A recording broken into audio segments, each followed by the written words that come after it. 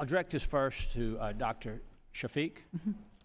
What does it say about college campuses like Columbia's today that we're sitting here having a congressional hearing to discuss significant anti-Semitism, prevalent to a large degree on campuses like yours, and pro-terrorism sympathies on campuses like yours? How troubling is that to you? What does it say about our college campuses today that we're here doing this?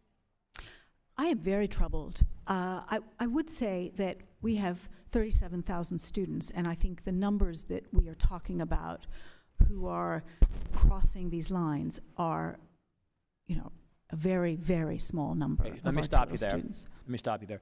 Have there been any anti-Islamic demonstrations on campus, any anti-Muslim demonstrations on campus, any anti-Arab demonstrations on campus? Anything like that happened? There have been many pro-Israeli demonstrations on our campus. That's not what I asked you. But there have, there have been many incidents. The answer would be no, correct? Yes, sorry. Okay, thank you. There would be to the board members, if I may, what does it say about our college campuses today that we're having a hearing about anti-Semitic sympathies on campus, expressions on campus on a large scale, and pro-terrorist expressions on campus on a significant scale? What does that say about college campuses today like Columbia's? Anyone want to answer that? Congressman, I think it says we have a lot of work to do. It's shocking. What does it say about what's happening on our college campuses that this would even be an issue to such large degree that we're holding yet another congressional hearing on this subject?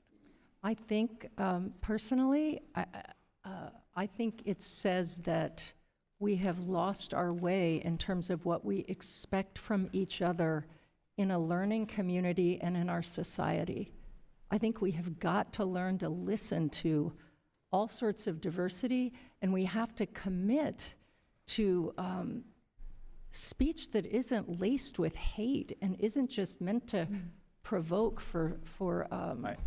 Thank you very much. Appreciate your efforts to try to answer that. President Shafiq, as you know, on March 24, just 3 weeks ago, and 5 months after the October 7 terrorist attack in Israel, a coalition of a reported 94 Columbia student organizations led by Students for Justice in Palestine and Jewish Force for Peace held an event with guest speakers who are connected to and supportive of known terrorist organizations.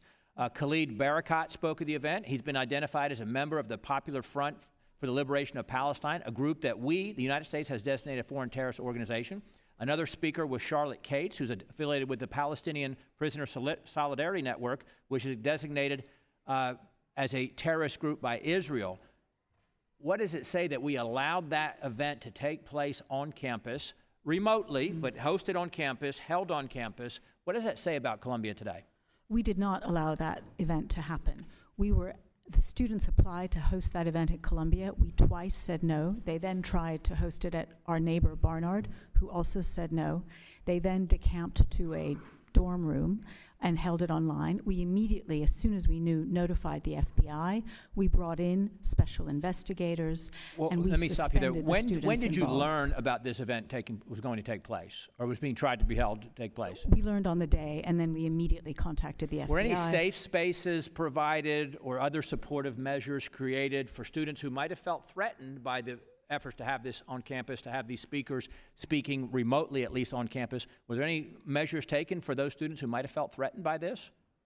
They were in a private space, and as I said, all of the students who were involved in organizing that event have been suspended. All right, one of And the that was primary done within 24 hours. organizer of the event was the Students for Justice in Palestine, which was suspended on November 10, but that was 4 months before the event took place. How could they be able to organize an event on campus? I mean, what entities or groups would you prohibit from organizing an event on campus? What's the criteria for approval or disapproval to be able to do that?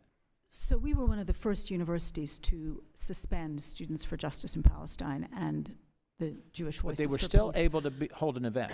Because they didn't abide by our rules and held unsanctioned events.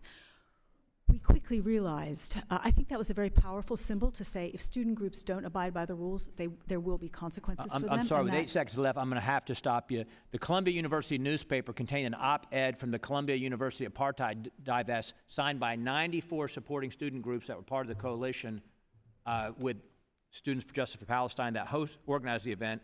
I would just like a response afterwards in writing as to whether or not these groups who were also supported, the other 94 groups, whether or not they would have been suspended or have funds pulled or any consequence of those other 94 groups, as reported in the Columbia University newspaper. Apologize, Madam Chairman, for going over a little bit. I yield back.